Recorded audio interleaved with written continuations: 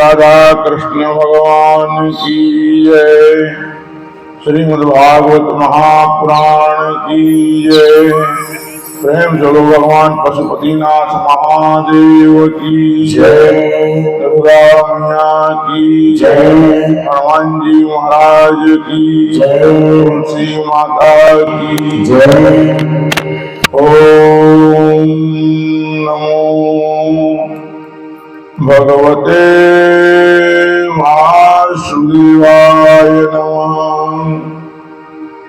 नमः परमहंस स्वादिचरण कमल किरम करंदाय भक्त जनमानस निवासाय श्री रामचंद्राय। बंसी विभूषित करात नवनीरदाभात पीताम्बराधरुणबिम्ब फलाधरोष्ठात् मोहन्दु सुंदर मुखादरविन्द नेत्रात् कृष्णं किमपि तत्त्वं न जाने। कृष्ण त्वदीय पद पंकज पंजरान्ते अद्वैत में मानस राजंसा प्राण प्रयाण समेत पवात पीतई कंठारोहेन दो स्मरणं कुतस्ते। सच्चिदानंद रूपाय विश्वोत्पत्त्यादि हेतवे तापत्रय विनाशाय श्री कृष्णाय वयं नमः। जयति रघुवंश तिलक कौसल्यायुधे अभिनंदनो राम। दशवदन धनकारी दाशरथित पुंडरीकाक्ष। यदकीर्ति स्थल कांति त्रिभुवने तापत्रयोन्मूलने यद्वाक्यामृत जीवनी जनयते स्वान्तासतां कौतुकम्। देवी त्रयी भगवती भवभावनाया वाताहत सर्वजगतां परमात्रिहन्त्रि।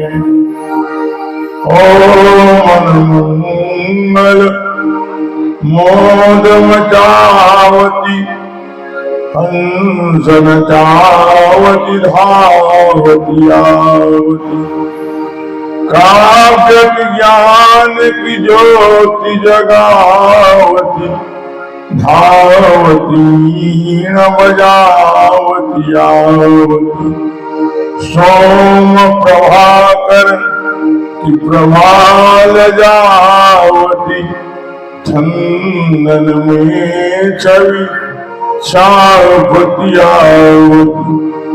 मंजु भयंकर भाव भयाविनी कुमति हटावती शीघ्र आवती।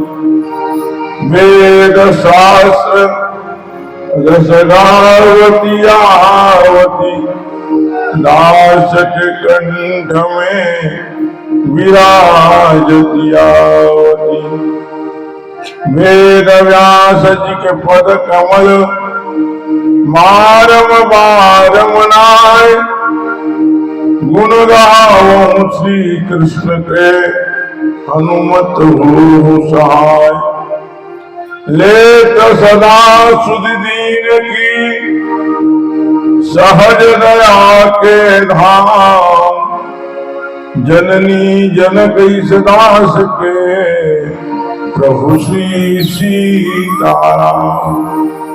प्रभु श्री सीताराम प्रभु श्री राधे श्याम। राधा मेरी स्वामनी मैं राधन को दास। जन्म जन्म मुहि दीजियो वृंदावन में वास। ओ किशोरी स्वामिनी गौरी परम दयाल, सब द्वारन को छोड़कर आयहूँ तेरी द्वार।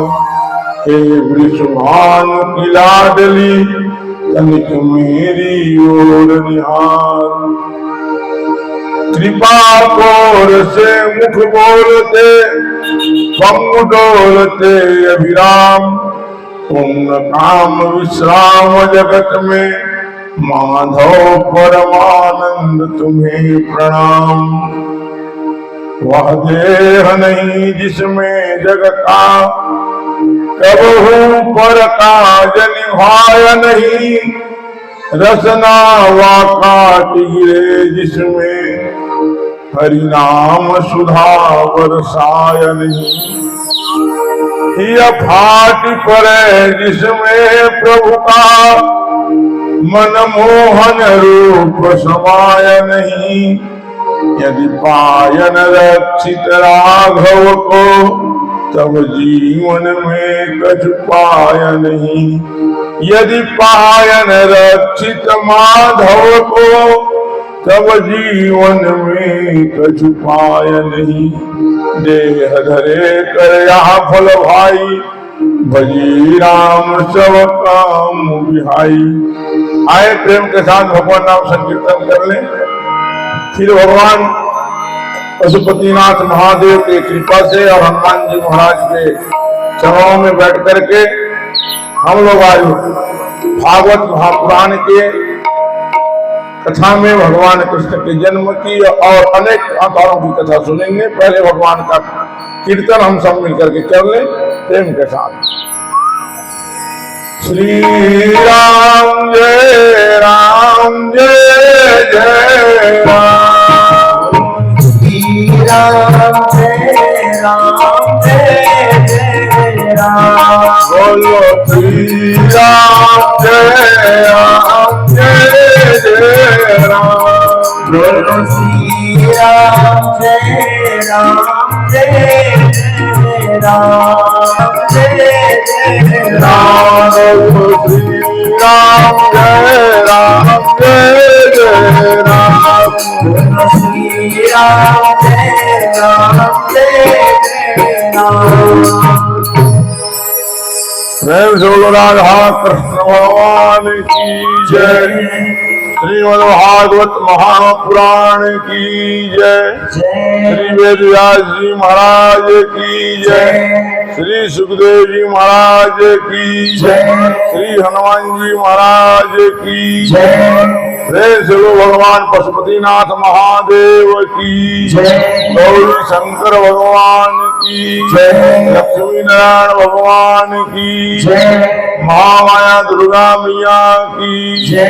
गौ माता की जय। माता की जय। तुलसी माता की जय। शीतला माता की जय। भारत माता की जय। सत्य सनातन धर्म की जय। राम के समस्त देवी देवता की जय। सब संतन की जय। सब भक्तन की, परम पूज्य गुरुदेव भगवान की जय। माता पिता की जय। जय जय सीताराम, जय जय राधे श्याम, हर हर महादेव, पार्वती पतिये नमः। महाराज की जय। हाँ, नगर पालिका भूतपूर्व अध्यक्ष वर्तमान वार्ड क्रमांक 4 के पार्षद श्रीमती सरोजनी चंद्राकर से निवेदन की महाराज जी से आशीर्वाद प्रदान करें। धन्यवाद।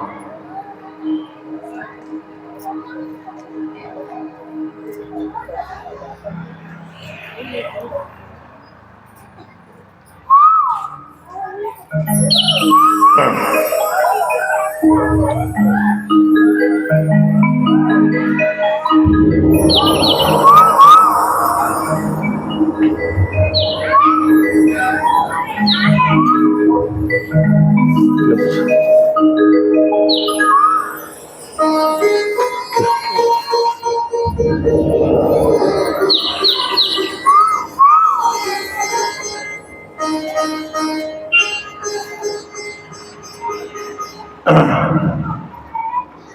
राधा कृष्ण भगवान की जय। श्रीमद् भागवत सप्ताह ज्ञान यज्ञ के आयोजक भगवान पशुपतिनाथ महादेव समिति के जितने भी माताएं हैं, बहनें हैं, और एवं अध्यक्ष, उपाध्यक्ष, सचिव, कोषाध्यक्ष, सभी माताओं को बहुत बहुत साधुवाद, बहुत बहुत धन्यवाद। आप लोग बहुत बड़े कार्य किए हो, जो कथा गंगा को लाने का आप लोगों ने काम किया, और इसके माध्यम से समस्त नगर पालिका जामुल के श्रोताओं को जो सुनने का सौभाग्य मिला, वो आपको श्रेय जाता है कि आप लोग आगे आए हो। और कथा गंगा आज यहाँ पे आज 5वां दिन है, आज कृष्ण का जन्म है, इनका श्रेय आप माताओं को है। इस मंच में पधारे हुए सभी धर्मानुरागी, धर्मात्मा बंधुओं, सज्जनों, श्रद्धामयी माताओं एवं बहनों, और आज हमारे नगर पालिका के अध्यक्ष रहे भूतपूर्व सरोज चंद्राकर जी पधारे, उनका भी स्वागत है, और पार्षद भी आए हैं, जो आते रहे उन सबका स्वागत है। आइए, भगवान की कथा बहुत अमृतमय है, कल्याणमय है, मधुरमय है। अमलात्मा विमलात्मा परमहंस सुखदेव जी महाराज राजा परीक्षित को कल्याणमय, भक्तिमय, मुक्तिमय कथा गंगा के किनारे सुना रहे हैं। राजा परीक्षित को सुखदेव जी ने कहा, राजा परीक्षित, हरि अनंत, हरि कथा अनंत, भगवान की कथा अनंत है। भगवान की कथा के बारे में कहा गया है कि महाराज, पूरा समुद्र को स्याही बना दिया जाए, पृथ्वी को कागज बना दिया जाए, जंगल के पेड़ को कलम बना दिया जाए, और गणेश भगवान और सरस्वती अगर लिखने को भी तैयार हो जाए, तो महाराज भगवान की कथा को लिखा नहीं जा सकता। समुद्र की जो पानी है, स्याही, वो खत्म हो जाएंगे, पृथ्वी रूपी कागज छोटा पड़ जाएगा। हरि अनंत, हरि कथा अनंत, भगवान अनंत है, इसको ना कोई जान पाया है ना कोई, और जानता वही जो भगवान जिसको जना दे, हैं, जिसको भगवान जना दे। गोविंद की गति गोविंद जाने, भगवान की गति को भगवान जानते। ये तो हम लोग निमित्त हैं। आप श्रोता बना दिए भगवान, आपको, मुझे वक्ता बना दिए, ये दोनों को निमित्त बनाने का काम भगवान का है। सुखदेव जी महाराज ने कहा, राजा परीक्षित, कल हम लोग सुन रहे थे महाराज मनु के वंश की वर्णन। मनुष्य जो है, मनु जो है वो प्रथम पुरुष है, आदि सृष्टि का प्रथम पुरुष मनु है, और मनु से फिर मनुष्य का वो प्रादुर्भाव हुआ है। मनु पहले आए, मनु और शत्रुपा पहले आए, और मनु शत्रुपा के यहाँ फिर देवहूति, आकुति, प्रसूति आए, उत्तान पाद, प्रिव्रत आए। ये सारी कथा हम लोग सुने हैं, याद करा दूं। आकुति के विवाह रुचि प्रजापति के साथ हुआ, जहाँ दक्षिणा के रूप में कन्या का जन्म हुआ, और महाराज यज्ञ के रूप में एक बालक का जन्म हुआ, लड़का का जन्म हुआ। दोनों का विवाह हुआ क्योंकि दोनों लक्ष्मी नारायण से। फिर देवहूति का विवाह करदम के साथ हुआ, 9 कन्या का जन्म हुआ, और 10वां भगवान कपिल नारायण का अवतार हुआ, जो कपिल गीता बताए हैं। फिर प्रसूति का विवाह दक्ष के साथ हुआ, जहां 16 कन्या हुए, छोटी कन्या सती हुई, शंकर के साथ उनका विवाह हुआ, सती जल के मर गई, पार्वती बनी। और उसके बाद महाराज मनु की एक बेटा था जिसका नाम उत्तान पाद, उसका बेटा भक्त ध्रुव, और भक्त ध्रुव के बेटा वत्सर, वत्सर के अंग अंग के बेन का पृथु, इत्यादि कथा सुने। और उसके बाद हम सुने कल दूसरा बेटा जिसका नाम प्रिव्रत, और प्रिव्रत के वंश में महाराज ऋषभदेव हुए हैं। ऋषभदेव का बड़ा 100 बेटा हुआ, बड़ा बेटा हुआ है भरत, और ये देश का नाम उसी से भारतवर्ष पड़ा है, इत्यादि कथा सुने, ये याद दिला। लेकिन भरत की कथा सुनते हुए हम लोग कथा को विश्राम कर दिए थे। तो भरत जी महाराज योगी है, ज्ञानी है, और भरत जी महाराज अपने जीवन में गृहस्थ आश्रम में भी रह करके, राजा बन करके प्रजा का सेवा करते थे, और उसके बाद गृहस्थ आश्रम का त्याग करके फिर वो वानप्रस्थ आश्रम और संन्यास आश्रम में आकर के अपना भगवान का भजन करने लगे। गृहस्थ में रहना बुरा नहीं है, गृहस्थ में रहना भी चाहिए, चारों आश्रम का पालन करना चाहिए। मनुष्य का जो जीवन है ना, चारों आश्रम के लिए मिला है। ब्रह्मचर्य आश्रम से जीवन शुरू करो, 25 साल तक ब्रह्मचर्य आश्रम, फिर 25 साल में विवाह करो। जैसे कन्हैया, हमारे भगवान कन्हैया का विवाह 25 साल में कल होगा, कल कृष्ण रुक्मिणी का विवाह इसी मंच में है ना, आज उसका जन्म होगा, कल विवाह होगा। तो 25 साल में विवाह करना चाहिए, बढ़िया है उम्र 25 साल। वैसे शासन के द्वारा 21 साल 18 साल है, लेकिन 25 साल तक के ब्रह्मचर्य खूब ब्रह्मचर्य करना चाहिए। जिनका ब्रह्मचर्य ज्यादा शक्ति होता है उनका गृहस्थ उतना अच्छा होता है। और 25 साल तक के खूब धन कमाइए, आप खूब धन कमाओ, नीति पूर्वक धर्म पूर्वक, बेईमानी से नहीं, लूट के नहीं। और 50 साल के बाद अपने घर में ही बेटा बहू आ जाए तो उनको पूरा सौंप दो। शास्त्र का एक नियम भी है, जब तक के बेटा का विवाह नहीं हुआ है तब तक के कहना ये मेरा घर है। सुनो बात को, बेटा का विवाह नहीं हुआ तब तक कहना मेरा घर है, और बेटा का विवाह हो गया तो बेटा ये मेरा घर नहीं है, मैं बेटा के घर में रहता हूं, ये मान के रहना है। विवाह हो गए तो मत कहना मेरा घर है, वो पता नहीं, बेटा तो ठीक है, फिर बहू कर क्या ठिकाना। इसलिए महाराज, हाँ, क्योंकि यहाँ तो बड़ा जमाना बेकार है ना, हम दो हमारे दो डोकरी डोकरक मरने दो वाला जमाना है? और एक ठनो आश्रम आ गया भाई, 4 आश्रम है, ब्रह्मचर्य आश्रम, गृहस्थ आश्रम, वानप्रस्थ आश्रम, संन्यास आश्रम, और एक आश्रम और आया, हमारे देश का नहीं है। कौन सा आश्रम? वृद्धा आश्रम। डोकरा डोकरी धन लते खा दे और कोनो दूसरा पाली, नहीं नहीं, ये गलत है, बहुत बड़ा पाप है। और सुखो भाई, मैं तो कहता हूं, और एक और संकट है, आज हिंदू का जनसंख्या घट रहा है। हम दो हमारे दो नहीं, हम दो हमारे 4। अब आजकल के और नारा क्या है? हम दो हमारे 2 हो गए, नहीं हुआ तो रहने दो। और बाकी दूसरा धर्म क्या है? हम 4 हमारे 74, हम 4 हमारे 74, ऐसे निपटोगे हैं? और हाथ में उनका ईटा पत्थर है। तो ध्यान से ज्यादा हिंदू लोग, आप लोग भी जनसंख्या बढ़ाओ, एक ही देश है पूरे विश्व में हिंदुओं का, वो भारत है? उसमें भी जनसंख्या घट रहा है कि नहीं घट रहा है? तो इसलिए मैं बोल रहा था कि गृहस्थ आश्रम में रहो, और गृहस्थ आश्रम का त्याग कर दो, और घर में ही वानप्रस्थ में रह करके भजन करो। जीवन भर कमाना नहीं है, कमाना तो एक समय तक के, उसके बाद अपना महाराज भगवान का भजन करना है। और भगवान का भजन करते हुए हो सके घर का त्याग करके तीर्थम जाओ, और जा करके वहां भगवान का भजन करते रहो। ये 4 संन्यास अंतिम अवस्था है। हाँ, तो पहले ब्रह्मचर्य, फिर गृहस्थ, फिर वानप्रस्थ, फिर संन्यास। लेकिन हम लोग क्या करते हैं? जीवन भर गृहस्थ का त्याग नहीं करते, क्योंकि हम लोग भोगी लोग हैं, हम लोग के जीवन में मोह है।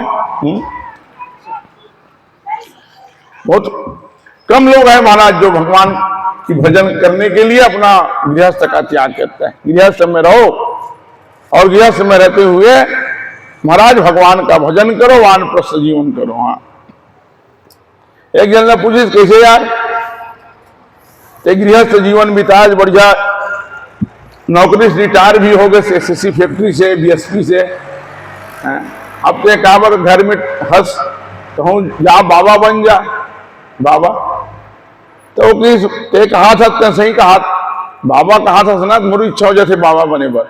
तो कब वो इच्छा होते जिसे ते कहा था उसने मोर नाती आते, और नाती मोला की थी बाबा बाबा, तो मोला पूरा ठीक कहा था नाती सुरा, अब ते बाबा बन जा। तब बहुत सोचता हूँ उसके बेर बेटी के बेटा जाते, वो कहा कि थे ना ना ना ना मत बनते, बाबा बन जाते पैसा कौन दिए अल्लाह। तब बेटी के बेटा की थे ना ना, और बेटा के बेटा की थे बाबा। और हम लोग बाबा नहीं हो पाते, संन्यास आश्रम स्वीकार नहीं करते। तो भरत जी महाराज संन्यास आश्रम स्वीकार किए, जंगल में आ गए, जंगल में आकर के गंडकी नदी किनारे आश्रम बनाए, और आश्रम बना करके रहने लगे। और प्रातः काल जाकर के स्नान करते थे, स्नान करके सूर्य भगवान को अर्घ्य देते थे, फिर आश्रम में आकर के भजन करते थे। कहाँ? गंडकी नदी। ये गंडकी नदी कहाँ है? भारत और नेपाल के बीच में है। गंडकी नदी की क्या विशेषता? गंडकी नदी का हर पत्थर शालिग्राम है और नर्मदा का हर पत्थर शंकर भगवान है। ये दो ऐसा अद्भुत नदी है। नर्मदा नदी हमारे भारत में है, मध्य प्रदेश और छत्तीसगढ़ के बीच में है, अमरकंटक। वहां का हर शिला है वो भगवान शंकर है, और गंडकी नदी का हर शिला हर पत्थर क्या है, शालिग्राम है। तो प्रातः काल स्नान करते थे और भजन करते थे।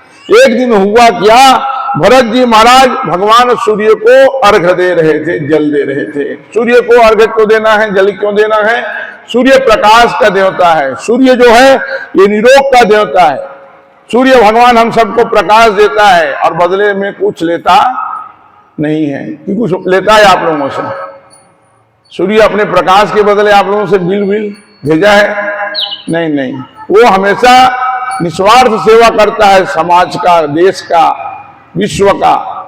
तो सूर्य भगवान को रोज जल देना चाहिए। ऐसे सूर्य भगवान को जल दे रहे थे। वहीं एक मृगा था, मृगा गर्भवती थी। वो गर्भवती मृगा जो थी वो उनको शेर देख लिया। शेर दहाड़ मारता है और मृगा अपने प्राण बचाने के लिए, गर्भ की रक्षा करने के लिए नदी में छलांग लगाती है। और नदी में जैसे छलांग लगाती है इस पार से उस पार, तो वो मृगा का जो गर्भ की बच्चा है वो नदी में गिर जाता है और वो मृगा जाकर के उस पार नदी के उस किनारे मर जाती है। और ये छोटा मृगा, सावक मृगा बाते बाते भरत जी के पास आ गए। भरत जी महाराज संत थे, भरत जी को दया आई। भरत जी उसको निकाल करके, जल से निकाल करके किनारे कर दिए और उसके बाद सूर्य भगवान का पूजा किया। और भरत पूजा करने के बाद जाने लगे तो उस मृगा को देखे, सावक मृगा को, और भरत जी सोचे इनका संसार में कोई नहीं है, क्योंकि इनकी माँ मर गई है और ये छोटा सा बच्चा है। अगर इनको छोड़ दूंगा जंगल में तो हिंसक पशु खा जाएंगे, तो इनका संसार में कोई नहीं है। ऐसे समझकर भरत जी उनको अपने आश्रम में लेके आ गए। बस इतनी कथा है। लेकिन एक बात बताओ, भरत जी महाराज उनका रक्षा किया, ठीक किया, और रक्षा करना भी चाहिए, दया करना चाहिए। लेकिन भरत जी महाराज रक्षा करने के बाद उनको आश्रम में लेके आ गया, ये ठीक किया कि गलत किया? जल्दी बता, समय नहीं है। ठीक किया कि गलत किया है? ठीक किया। तो मृगा पाले बार आए हैं। कथा ध्यान से सुनना। और क्या कह रहे भरत जी, इनका कोई नहीं है रक्षा करने वाला। तो क्या हमारा कोई नहीं है रक्षा करने वाला? अरे भैया, यहां ऐसा सोचना ही गलत है कि हम अनाथ हैं, क्योंकि हम कोई अनाथ नहीं है, क्योंकि हम सबका कौन है? जगन नाथ है। ये कौन है? विश्व। कैसे अनाथ हो गए आप? अरे हम सबकी रक्षा कौन करता है? भगवान ही करते कि नहीं करते हैं? इसलिए कभी मत कहना कि इनका कोई नहीं है, हमारा। वही कहता है जो भगवान को नहीं मानता है। भरत जी यहीं पे गलत किया कि वो ये समझ गए कि मृगा का संसार में, अगर भरत जी छोड़ देते तो क्या भगवान की रक्षा से जी नहीं पाता? अरे भगवान सबकी रक्षा कर रहा है। लेकिन भरत अपने आप को क्या समझ गया? इनका रक्षक। जीव कभी किसी का रक्षा नहीं कर सकता, सबकी रक्षा कौन करता है? भगवान। ये बात नोट कर लो। और इसीलिए भरत जी यहीं गलत किया और उनको अपने आश्रम में लेकर आए। अब भजन पूजन छूट गया, अब मृगा से प्रेम करने लगे। मृगा को साथ में सुलाते, साथ में खिलाते, साथ में नहलाते। और मृगा दौड़ दौड़ के भरत जी महाराज के पास आते और मृगा भरत जी महाराज को चाटते। और मृगा के साथ भरत जी महाराज भगवान का भजन ही भूल गया। ये आया था क्यों जंगल में? पत्नी को छोड़ के आए, पुत्र को छोड़ के आए, राज्य को छोड़ के आए। क्यों आए? मृगा पालने के लिए आए, भगवान को भजन। लेकिन फंस किस में गया? मृगा में। बस भगवान की माया कितना प्रबल।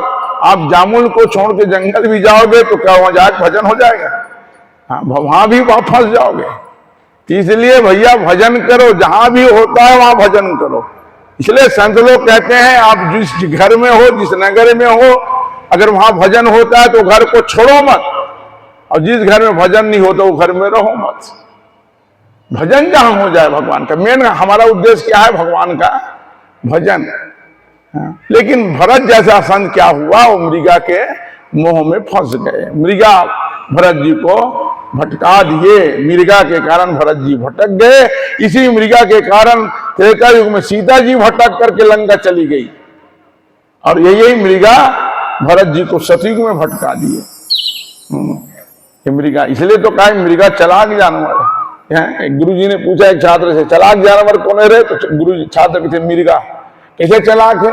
अरे तो चालाक है हमारा, सतयुग में भरत से सन भटक गई, त्रेता में सीता जी भटक गए, राम जी की पत्नी चोरी हो गए, और यही मृगा सलमान खान मार दी तो केस चला से। मृगा कहते चालाक जानवर।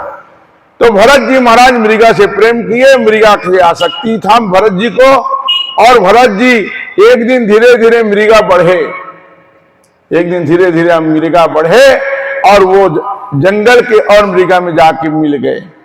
भरत जी महाराज उनका इंतजार कर रहा था, लेकिन उसका मृगा वापस नहीं आया। भरत जी ने कहा मेरा मृगा आएगा, तो किसी ने कहा भरत जी तेरा मृगा क्यों आएगा भाई, वो तो जंगल के मृगा मिल गया है।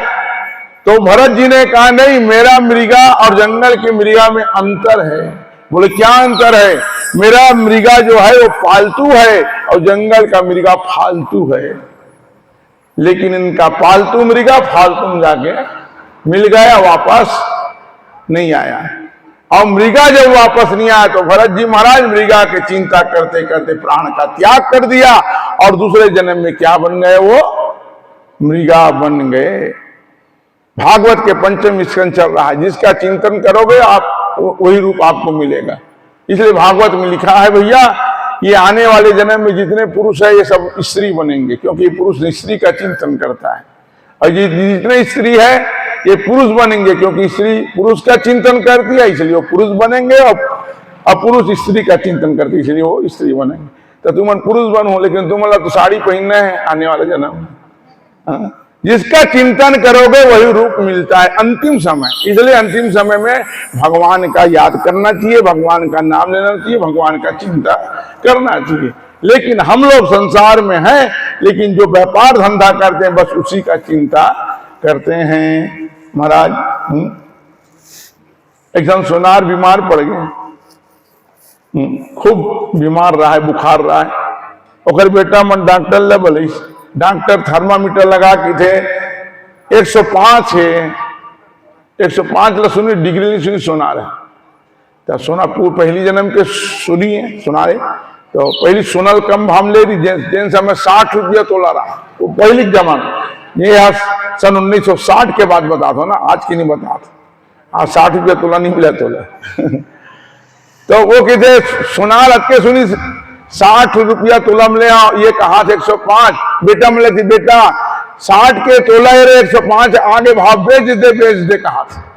अरे तो सोना नहीं कहा थे तो बुखार ल बतावा थी, लेकिन वो जीवन भर सोना धंधा करे तोला सोना ही सूझा थे मरे समय भी।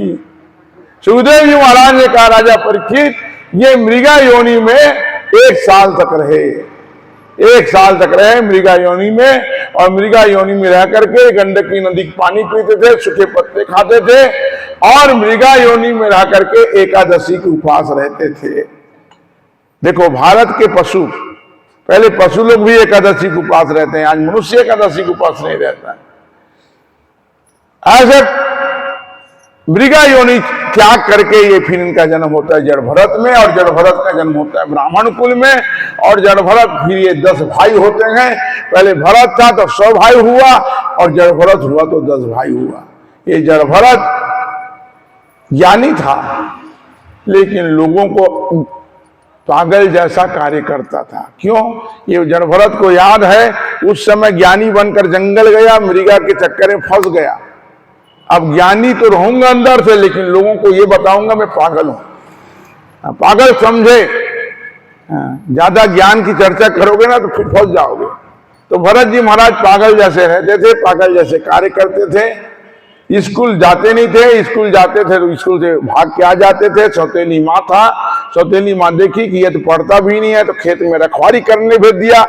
और भरत जी महाराज रखवारी करने के लिए गए, लेकिन वहां पशु लोग जब खा रहे थे तो भरत जी महाराज पशु में भगवान देखे। तो भरत जी ने कहा कि फसल भी भगवान का, खा भी रहे भगवान, तो फिर भगाने का क्या काम? राम के चिड़िया, राम के खेत खाओ चिड़िया भर भर पेट। हर समय अगर आपको अंतिम समय किसका जाने, हम अंतिम समय उसी का है जो सब में भगवान का दर्शन करे। तो समझ लो उनका अंतिम समय होगा। हमको हमारा भी अंतिम जन्म नहीं हुआ है, हमको कई जन्म लेना, इसलिए हम हमारे निगाह में दुश्मन दोस्त है नहीं, हम भगवान नहीं पहचानते। जिस दिन हमको सब में भगवान दिखिए, सिया राम मैं सब जग जानी, करऊं प्रणाम जोधी युग पानी, तो समझ लो आपका अंतिम जन्म है। और जड़ भरत का अंतिम जन्म था। जड़ भरत था, सौतेली मां उनको घर से निकाल दिया और जड़ भरत हंसते हुए घर से निकल गए। किसी ने जड़ भरत से कहा, जड़ भरत क्या खाओगे क्या पियोगे? भगवान ने कहा खाने के लिए फल बनाया, पीने के लिए पानी बनाया, खाने के लिए क्या सोचना। सोचत सोची क्या करत करत ज्ञान के बाद, ज्ञान की बात करो, भोजन की चिंता नहीं। क्या सोचत रे पागल मनवा, जो बीत गया सो बीत गया, इस झूठे जग में क्या रखा है, कोई हार गया कोई जीत गया। जड़ भरत घूमने लगे जंगल में, गाने लगे भजन। जड़ भरत कहने लगे सीताराम सीताराम सीताराम कहिए, जही विधि राखे राम तेही विधि रहिए। ऐसे जड़ भरत भजन गाते हुए घूम रहे थे। वहां एक राजा था, राजा भील राजा था, दुर्गा जी की बलि देने के लिए आदमी खोज रहा था और जड़ भरत को पकड़ के वहां ले गए। जड़ भरत चले गए। जड़ भरत जब गए तो राजा भील जो थे वो जड़ भरत को स्नान कराया, भोजन कराया और जड़ भरत जो है भोजन भी किया। मां भद्रकाली के सामने जड़ भरत को खड़ा कर दिया, लेकिन भील राजा नहीं समझ पाया कि ये है कौन, क्योंकि इनको तो मैं मारूंगा तलवार से। फिर भी आदमी न तो भाग रहा है न चिल्ला रहा है। ये कोई योगी ज्ञानी है कि कोई पागल है? जड़ भरत को डर नहीं है। क्यों डर नहीं है? इसलिए डर नहीं है कि वो किसके सामने खड़े हैं? जगत जननी मां भद्रकाली के सामने। और मां भद्रकाली किसी का हिंसा नहीं करते। हाँ। डर हम जैसे जीव को होता है मरने का, और संत लोगों को मरने का डर नहीं होता है। इसलिए कबीरदास जी क्या कहते हैं, दुनिया मरने के लिए डरता है, लेकिन मरना क्या है? भगवान को पाना है। या मरने से जग डरे मोरे मन आनंद, कब मरिया कब पाइया पूरन परमानंद। तो जीव हम जैसे जीव डरते हैं मरने के लिए, लेकिन संत लोग नहीं डरते। उसी समय राजा भील तलवार लेकर जैसे मारने के लिए जड़ भरत को तैयार हुआ, मां भद्रकाली देखी और मूर्ति से वो प्रकट होकर के आज महाराज प्रकट हो जाती है। देवता लोग फूलों की वर्षा करते हैं। जयंती मंगला काली भद्रकाली कपालिनी, दुर्गा क्षमा शिवा धात्री स्वाहा सुधान मसुदे। चलो दुर्गा मैया की जय, भद्रकाली मैया की जय। उसी तलवार को छीनता है और छीन करके उस राजा को उसी तलवार से मां दुर्गा उनको मारता है। अरे दुष्ट, मैं बलि मांगती हूं तो कोई संत का बलि नहीं मांगती हूं, अभिमान का बलि मांगती हूं। और वो भील राजा जड़ भरत को मारना चाहा, लेकिन जिनको मारना चाहा वो स्वयं मर गए, जो मारने वाले मर गए। और जड़ भरत आज मां भद्रकाली की दर्शन किया और स्तुति किया। जड़ भरत कहने लगे जग जननी जय जय हो मैया, जग जननी जय जय हो मां, हम तो दीन दुखी है मैया, पर बालक तेरे हैं मां, जग जननी जय जय हो मैया। आओ एक भजन के साथ मां भद्रकाली की कथा को आगे बढ़ा। आइए एक भजन। सिर वाली मां, नाथ वाली मां, आज तुम्हारे भक्त जनों पे आए क्यों, जिसमें तुम्हारा हाथ है वो दिखताए क्यों। आज तुम्हारे भक्त जनों पे आए क्यों, जिसमें तुम्हारा हाथ वो दुख पाए क्यों। अम्बे राजू जय होते महाराज जय होते, अम्बे राजू जय होते, अम्बे